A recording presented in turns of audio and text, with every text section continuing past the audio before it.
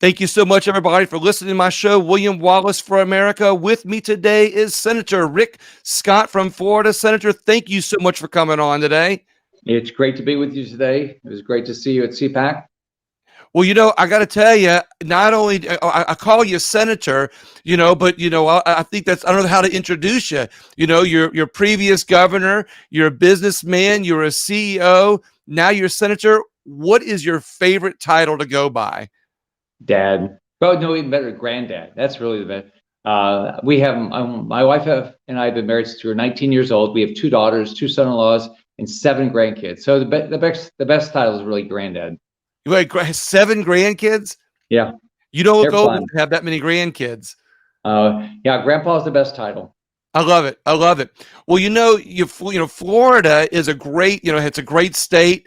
They got great roads, and everybody uses those roads to be able to get to all the nice vacation spots and all the great things there are in Florida. But paved roads didn't just get there. They were paved a long time ago. And I want to point to the time when you were governor, of the state. And what can you point to that contributed to the paving of those roads to where we are now? So, all of it is about having a plan. So when I ran here's what people forget about Florida. When I ran in 2010, more people left Florida in 2010 than moved in. We had lost 800,000 jobs in 4 years. We had a $4 billion budget deficit, and 1.1 million homes were in foreclosure, and home prices had dropped in half in 4 years. So I ran on a plan to get our state back to work. I really believe in work. I was born to a single mom. We lived in public housing. And my mom said, first off, thank God you live in the United States of America, but everything is your responsibility. You got to go make something happen and go get a job. And so I really believe you change people's lives when they're self-sufficient. So what I did is I worked on getting our state back to work. And what happens is your revenues grow. So actually in my 8 years as governor, we spent $85 billion on roads, bridges, airports, and seaports. Now, the first thing people say, well, man, you must have borrowed a lot of money. Actually, no. We balanced the budget every year, and we paid off a third of state debt. So what we did was we allocated the dollars, and we kept growing our economy. We cut taxes, and guess what? Your revenues grow, and you can invest more money in whether it's roads, or whether it's the environment, or whether it's education, the things that a family will care about, public safety, all those things. It works.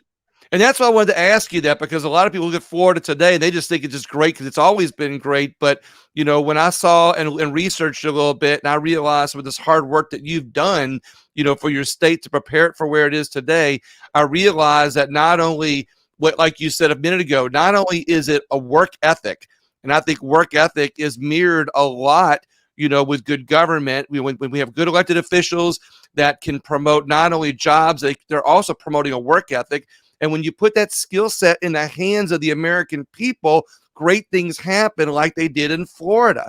And the other thing I want to point out is, like you said, you had a plan and you followed a plan. And one of the things that I liked about hearing you at CPAC is that you also have a plan for America.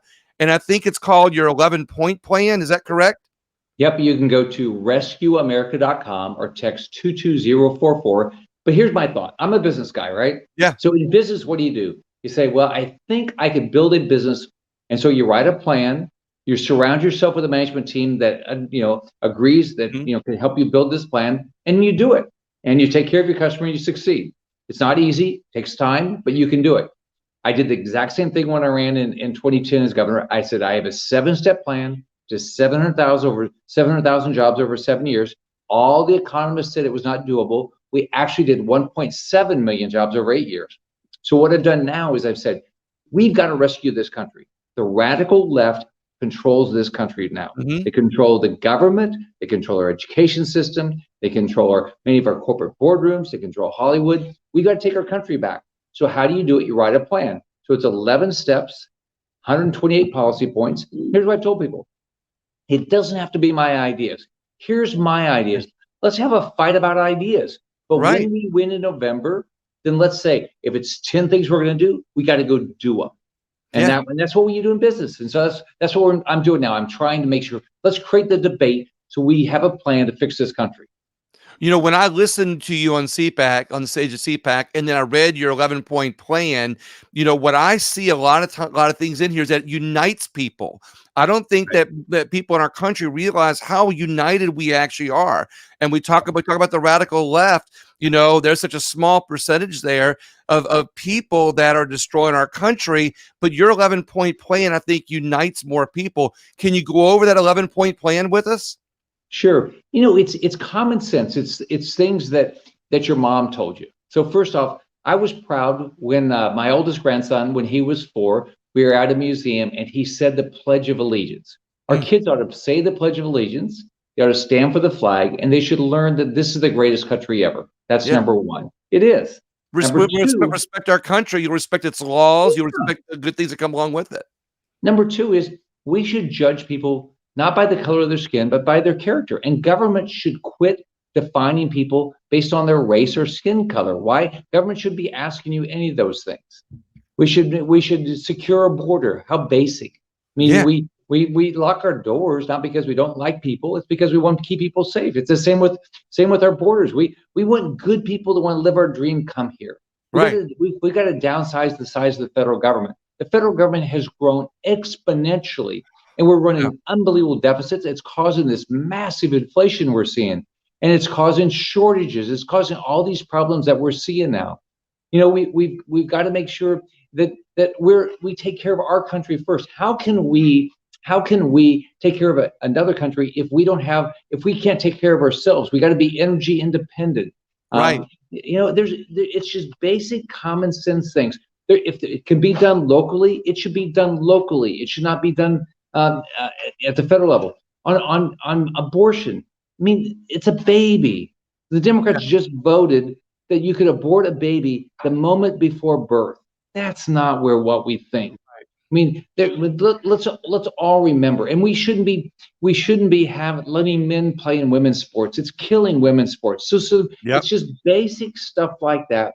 It's common sense things that my mom taught me. Your mom taught you, Right. but we've allowed the radical left to change the direction of this country, and we've got to rescue it. I love hearing. What about the national debt? Do you have anything to help with that? I mean, of course, you know, I'll let you go ahead. Now, it's think about it. We've got to live within our means. Right. You have to live within your means. You just can't keep borrowing more money. Think about where we are now. We have to balance our budget, okay? And we've got to make government smaller. The population growth has been 16% in the last 20 years. The federal budget has grown multiples of that. We're running these deficits. Right now, we have $30 trillion worth of debt. When Joe Biden got elected to the US Senate, we had less than $1 trillion worth of debt. And now we have 30, and he's going to take it to 45. Think about this for a second. Right now, it's if our 10-year treasury is around 3%. If we borrow money over 10 years, it's about a fourth of what we're going to collect in revenues. Just for interest, we get nothing new out of it, right? Nothing. Unbelievable. It's Nothing. unbelievable. We've And got it's our children and grandchildren that are going to and, pay. and by the way, with all that spending, Medicare still goes bankrupt in 4 years. Social Security goes bankrupt in 12 years. So what we've done is we've created an environment where people are saying, is there another government program for me? Not where, how can I go build a business? How can I go get a better job? We've got to go back to people having skin in the game. In my opinion, skin in the game is working. Be part of Exactly. the system. I mean, Because you get just what happens when you get a job. You know, you pay payroll taxes, right? You might buy a car, you pay sales tax, you buy a home, you pay property taxes. That's how we build roads, how we right. build schools. We all got to be part of building something again. It goes back to that good work ethic. You know, before I want to mention your America Rescue plan that people can go to rescueamerica.com and they can see it. But just as we close up, I know you don't have a whole lot more time, and I appreciate what you've given to me. I want to go over those 11 steps real quick, and they can look at them. Education. We talked about education. Yep. Saying the flag. You know, I love that. Colorblind equality. Absolutely love that, because that tells me that you're thinking about opportunity for everybody. Everybody. And that is one of the most important things I think that you've got in here, and I love that. Safety and crime is on there. Do you want to talk about that for 2 seconds? Yeah, I mean the law enforcement's the good guys. The criminals are Right. the bad guys. I don't want the criminals around my kids and my grandkids. You don't want them around yours. Exactly. So, if you violate the law, you should be held accountable. And what I want to Yeah, I mean, this is ridiculous. I mean, Harris went out there and wanted to bail out the people that are doing the wrong things. No, if you do the wrong thing, get held accountable. And what I like Including law about your enforcement. plan is it's well-rounded. All these things are connected. When you have good immigration policies, you have good work ethics, you have education principles in place, everything improves, including number 5 is growth in economy. 6 is government reform and debt. We talked about that. What would be Yep. your number 1 reform idea? Well, right now, the biggest thing is if we balance the budget, okay, they'll force us to start making changes and pick and choose. Right now, here's what happens up here. We just, oh yeah, we all want to do it. Oh yeah, let's just add more. So Sometimes I mean, it just makes no sense. I mean, this is somebody's money. These people up here think like it's just free money, Right. To borrow money. I mean, there's nothing free. It's somebody's money, either your taxes now or your taxes later. So the first thing is balance the budget, start allocating the dollars to the problems of today, and quit over-promising things. I mean, we've overpromised Medicare. That's not fair. I want to make sure we preserve Medicare. Make sure we preserve Social Security. Don't promise things you can't deliver. Well, that's one of the things I like hearing about you is that oftentimes you say things out that I've thought before, and one of which is that the free money. I think that government doesn't look at money as money. They look at it as just an instrument to make government happen. And they don't realize that somebody's going to pay for it. And that somebody is end up being our children, our great-grandchildren. 7 is fraud-free elections. I love that. Any points on that? Yeah, I mean, you vote should never be diluted. We cannot allow any fraud. So we all have to fight to make sure we have free and fair elections. That means we got to get good election laws, and then we have to be a participant to make sure people follow the laws. 8 is family. I mean, so think about, what do you think about? I think about, when I get older, what's going to be important? My marriage, my kids, my grandkids. It's your family. It's your family and your friends. Family should be the center. And by the way, we shouldn't promote people. We shouldn't say, oh, you get more money if you're not married. Why would you do that? Right, exactly. It's just like our welfare program. They took fathers out of the homes and it's destroyed our family. Right. How about something within our programs where if they're married, we help them out. I don't want to say more or longer, but somehow or another we have to have that thought process where we promote family. Don't treat people worse because they're married. Right, exactly. You should promote marriage. Exactly right. I love that. We've got number 9. You've talked about gender, life, and science. You talked about that. 10, religious liberty and big tech. Yep. I mean, big tech wants to cancel us. So you know what it is? Remember what the Nazis did with the book burning? That's what they're doing. They were silencing us. We have freedom of speech. That's part of the history, so this big tech wants to silence us. If you want to be a publisher and pick and choose what's on your site, then you should be treated like a publisher. And if you do the wrong thing, you can be held accountable. I love that. Number 11 on your America First plan, which people can find at rescueamerica.com. Again, number 11 is America First.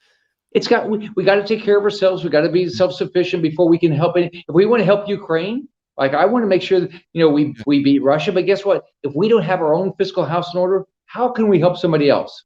Exactly. And what I always say, people try to say Ukraine wouldn't have happened had we had the previous president in or whatever. And my opinion on that is when you look at history and you go back to the long lens of history, we've had less evil in the world when America is stronger. And that's not just militarily, that's economically. And it sounds to me like your plan is such a well-rounded plan. It's going to put all of those things in place. Senator, I know you have a meeting, but I want to give you the opportunity. Is there anything else that you would like to add to this? Yep. Give me your ideas. RescueAmerica.com. Text America 22044. Give me your ideas. I am committed, and I know Americans all across this country are committed to rescuing this country, and we're going to do it together. Thank you very much for putting yourself out there for us all, Senator Scott. I really appreciate your time. All right. Take care. Have a good day. Bye-bye. Thank you. You too now. Bye-bye.